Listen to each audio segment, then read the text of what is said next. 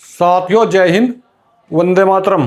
स्वागत है आप सभी का सैनिक सुविधा पर। साथियों आज आपके सामने फिर से हाजिर हुआ हूं एक नया वीडियो लेकर। तो साथियों आज की वीडियो में बात होगी जो आपका 18 महीने का कोरोना काल का जो एरियर रुका हुआ था RDA, उसके बारे में खबर आई है कि आपको जो 18 महीने का एरियर है वो मिल रहा है और वो किस्तों वाइज मिलेगा और उस पर जो है ब्याज के साथ 8.25% ब्याज के साथ दिया जाएगा। इस खबर के बारे में आज पूरी दिखाऊंगा, आपको पूरी चर्चा करूंगा, पूरा दिखाऊंगा इसका फैक्ट किस प्रकार से आपको मिल रहा है या नहीं मिल रहा है। जो खबरें आ रही हैं वो कितनी सच्चाई है, कितनी उसमें झूठ है, कब तक मिलेगा, 6 किस्त है तो कब तक मिलेगी। तो साथियों इससे पहले मैं इन सभी विषयों पर विस्तार से चर्चा करूं, अगर आप सैनिक सुविधा चैनल से पहली बार जुड़े हैं, इसका हिस्सा नहीं है तो सैनिक सुविधा चैनल को सब्सक्राइब करें और उसका बेल आइकन ऑन करें ताकि आने वाले वीडियो की महत्वपूर्ण जानकारी आप सभी को मिल सके। और साथियों आपसे एक बात और कहना चाहता हूं, वीडियो को अंत तक देखें। अगर आप वीडियो को अंत तक नहीं देखते तो बहुत ही महत्वपूर्ण जानकारी से वंचित रह जाते हैं, क्योंकि वीडियो के अंत में मैं आप लोगों के सवालों के जवाब भी दूंगा। तो चलिए देखते हैं सैनिक भाइयों इस वीडियो को विस्तार से। खबर कहाँ से निकल कर आ रही है तो साथियों जैसे आप देख रहे हैं यहाँ पर ये जनादेश समाचार, नई दिल्ली, शुक्रवार 10 अप्रैल 2026। इसका पेज नंबर 5 है दोस्तों। इसमें ये खबर दी गई है 18 महीने का कोरोना काल का बकाया एरियर जल्द देंगे वित्त मंत्री। यानी कि इसमें जो 18 महीने का आपका कोरोना काल का एरियर RDA का उसको देने के लिए बताया गया है, वित्त मंत्री ने बताया है। आगे क्या दिया दोस्तों, एरियर को 6 किस्तों में देंगे वित्त मंत्री। यहां पर 6 किस्तों का जिक्र करा गया है कि 6 किस्तों में देंगे, यानी कि 3-3 महीने का एक एक किस्त में आपको दिया जाएगा। आगे देखें, नई दिल्ली 10 अप्रैल, केंद्रीय वित्त मंत्री ने कहा है कि कोरोना काल मार्च 2020 से सितंबर 2021 के दौरान लंबित 18 महीने का बकाया एरियर का भुगतान सरकार जल्द सुनिश्चित करेगी। अच्छा जी, इसके बारे में इसका मतलब विचार कर रही है, सुनिश्चित करने के लिए इसमें दिया गया है। और कहा है कि यह राशि कर्मचारियों और पेंशनरों के 6 किस्तों में दी जाएगी ताकि किसी पर भी वित्तीय बोझ ना पड़े। वित्त मंत्री ने भरोसा दिलाया है कि सरकार कर्मचारियों के हितों को पूरी तरह से प्रतिबद्ध है और एरियर का भुगतान प्राथमिकता के आधार पर किया जाएगा। तो यहाँ पर दोस्तों वित्त मंत्री ने आश्वासन दिया है कि 6 किस्तों में एरियर का भुगतान प्राथमिकता के आधार पर किया जाएगा। आगे देख लेते हैं क्या कहती है वित्त मंत्री जी। आगे वित्त मंत्री जी ने कहा कि एरियर का भुगतान चरणबद्ध 6 किस्तों में किया जाएगा। और पहली किस्त के बारे में देखते हैं दोस्तों। पहली किस्त के बारे में क्या बताया है, पहली किस्त अप्रैल मई 2026 में जारी करने का प्रयास किया जाएगा। यानी कि पहली किस्त को अप्रैल और मई के महीने में, यानी कि अप्रैल तो अभी चल रहा है, अगला महीना मई है, तो अगले महीने के बारे में पहली किस्त के बारे में बताया है। उन्होंने कहा है कि सरकार कर्मचारियों और पेंशनरों की कठिनाइयों को समझती है और समयबद्ध तरीके से पूरी राशि का भुगतान सुनिश्चित करेगी। यानी कि उन्होंने पेंशनरों की समस्याओं पर ध्यान दिया है, उसको समझती है और इसका पूरा भुगतान करेगी, पूरी इसकी कठिनाइयों का पूरा ध्यान करेगी। अगर क्या दिया है, सुप्रीम कोर्ट ने अपने महत्वपूर्ण फैसले में कहा कि कोरोना काल के दौरान रोके गए 18 महीने के एरियर पर कर्मचारियों को 8.5% वार्षिक ब्याज दिया जाएगा।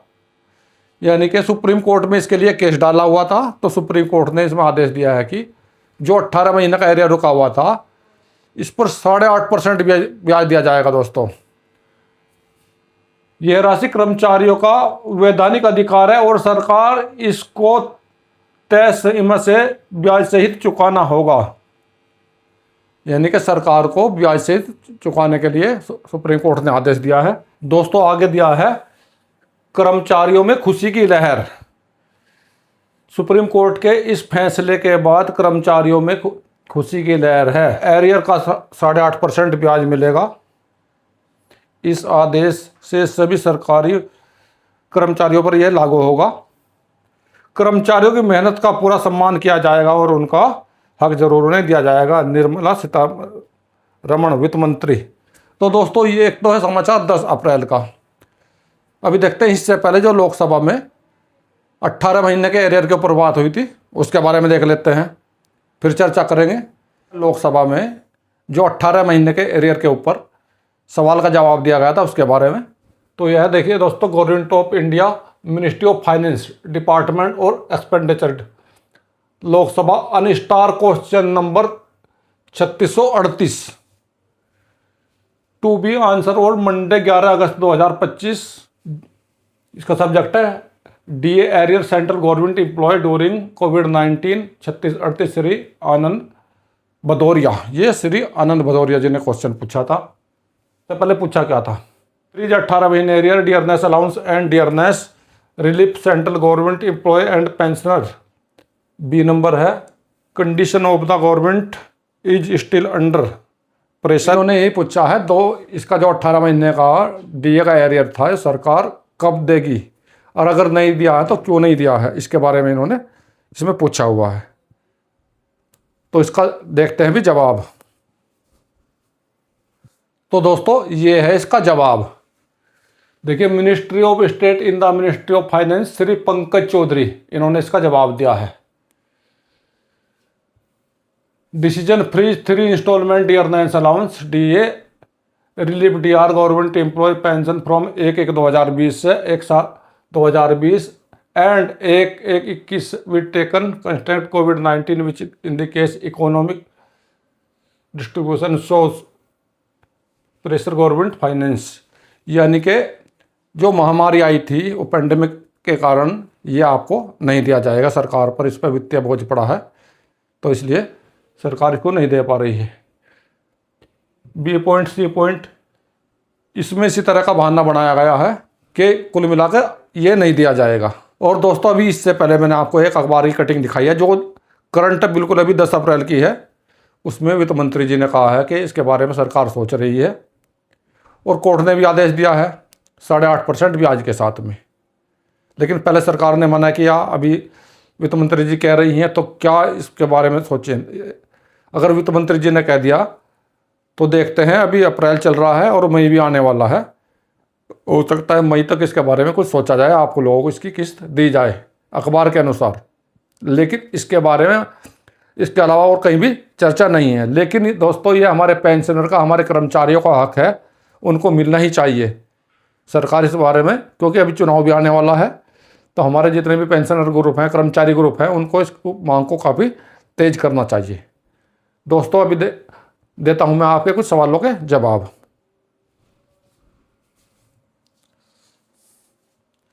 तो दोस्तों अभी मैं पढ़ता हूं अपने व्यूवर्स का पहला मैसेज।